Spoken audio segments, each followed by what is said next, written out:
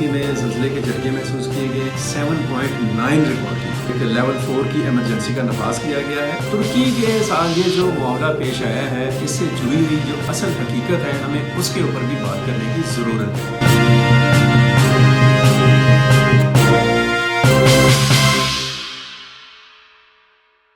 अस्सलाम वालेकुम viewers, Ashraf Suhail official में खुश आमदेद। आज हम एक अफसोसनाक ख़बर के साथ आपके साथ मौजूद हैं कि तुर्की में और शाम में और तुर्किया के गिरदोनवा में आज अलग सुबह कोई 4 बजे के आसपास तुर्की के वक्त के मुताबिक, पाकिस्तान में आप कह लेंगे 6 बजे के करीब, बहुत खौफनाक ज़लज़ले के झटके महसूस किए गए।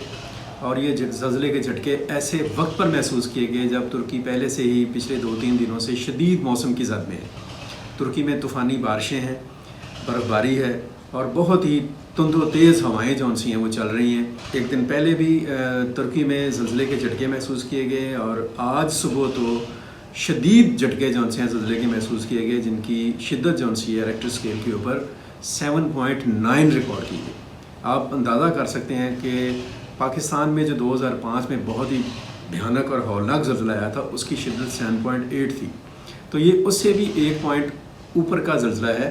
और इस ज़लज़ले के नतीजे में हमारा जो दोस्त और भाई मुल्क है तुर्की, वहाँ पर बहुत वसी पैमाने पर तबाही की इतलात सामने आ रही हैं। तुर्की से मौसूल होने वाली इतलात के मुताबिक, अब तक की जो इतलात हैं उसके मुताबिक कम अज़ कम वहाँ पे 2000 अमारात जौन सी हैं वो ज़मीन बोस हो गई। और तुर्की में कमो बेश 600 से ज़्यादा लोग, 600 और 700 के दरमियान लोगों के अमवात जौन सी हैं उनकी कन्फर्मेशन आ रही है। तुर्की में अमदादी सरगर्मियों का और कार्रवाइयों का आगाज़ तो किया जा चुका है, लेकिन मौसम की शिद्दत की वजह से रेस्क्यू जो वर्क है वो इतना मुअस्सर और एक्टिवली आगे नहीं बढ़ पा रहा और मुश्किलात दरपेश हैं। तुर्की के तरफ से इस खौफनाक ज़लज़ले के बाद एक लेवल 4 की एमरजेंसी का नफाज किया गया है।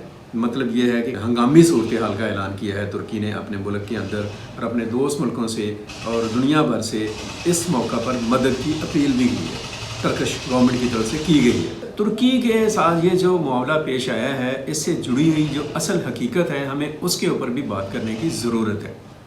आप सब लोगों ने देखा है कि पिछले साल पाकिस्तान ने भी बदतरीन मौसमियाती तब्दीली के असरात जौन से थे उनका सामना किया। हमने देखा कि शदीद तूफ़ानी बारिशों और सैलाब की वजह से पाकिस्तान को तबाहकुन हालात का सामना करना पड़ा। कोई 3.5 करोड़ के करीब आबादी पाकिस्तान की बेघर हो गई।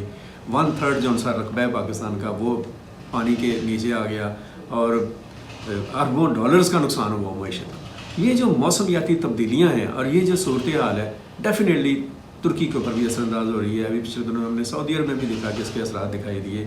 तो दुनिया को तुर्की की जो मदद है वो तो ज़रूर करें, लेकिन ये मदद इस तरह से एक्सटेंड होनी चाहिए कि उन हालात के ऊपर काबू पाया जाए जो इस किस्म के वाक़यात और हादसात का बायस बन रहे हैं। यानी मौसमियाती जो तब्दीलियाँ हैं उनके जो महर्रकात हैं और उनके पीछे जो लोग, जो क़ुव्वतें जौन सी हैं उसके पीछे मुलव्वस हैं, जो जिनकी वजह से ये सारा कुछ हो रहा है, उन्हें अपने इक़दामात पर, उन्हें अपनी पॉलिसीज़ पर नज़रसानी करना होगी। उन्हें ये बात सोचनी होगी कि ये ज़मीन और कुर्रा अर्ज़ जौन सा है ये बचेगा तो वो लोग भी बचेंगे।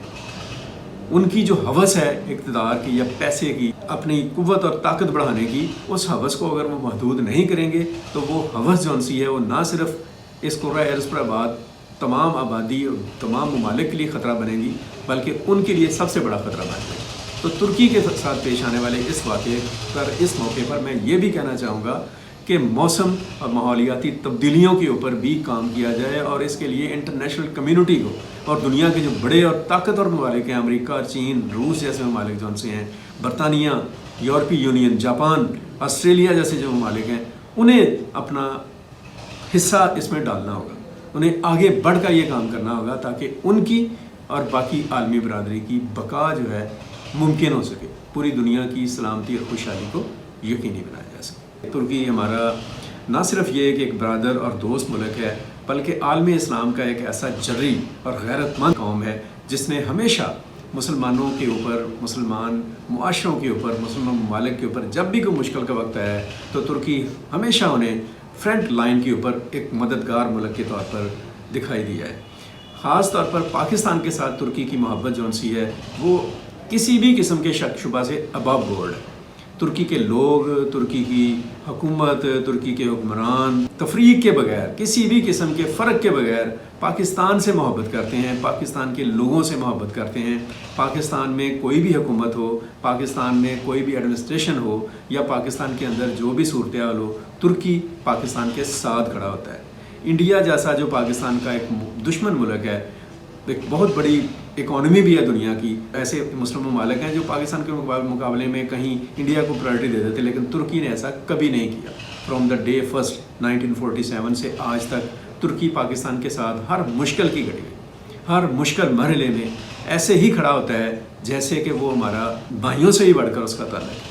بہت ہی اچھے لوگ، بہت ہی خوبصورت لوگ، بڑے ہمدرد لوگ، بڑے غیرت مند لوگ، بڑے بہادر لوگ، اور ایک طویل عرصے تک دنیا کے اوپر ایک سلطنت عثمانیہ کی شکل میں اسلامی آئیڈینٹی اور آئیڈیالوجی کو لیڈ کرنے والا ملک جون سا ہے، وہ ان دنوں آج کل ایک مشکل کا شکار ہے۔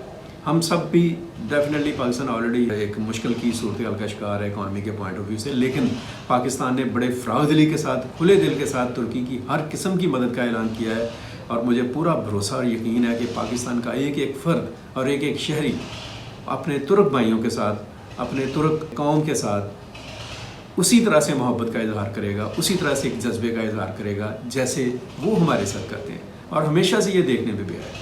ہم ترکی کے اس مشکل کی گھڑی میں، اس پریشانی کی گھڑی میں ترک عوام، ترک حکومت، ترک رہنما رجب طیب اردوغان جو ان سے ہیں، ان کے ساتھ کھڑے۔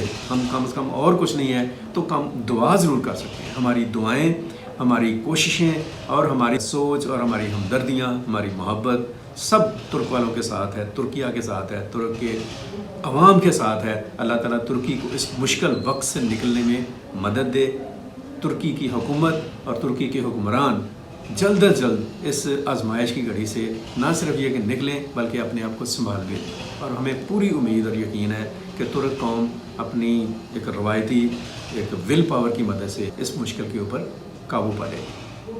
ترکی کے ساتھ ہماری ہمدردیاں موجود ہیں اور رہیں گی، اور اللہ تعالیٰ انہیں اس مشکل سے نکلنے میں مدد دے۔ اب مجھے اور میری ٹیم عبدالمقدم کامران اور ہاشم ظہیر کو دیجیے اجازت۔ اگلے ولاگ میں آپ سے مزید پھر ملاقات ہوگی، اور اگر ترکی کے اوپر کوئی اپڈیٹ آئی، کوئی ایسی چیز آئی تو ہم وہ بھی آپ کے ساتھ ضرور شیئر کریں گے۔ اپنا خیال رکھیں، اپنے گرد و نواح کا خیال رکھیں۔ پاکستان زندہ باد۔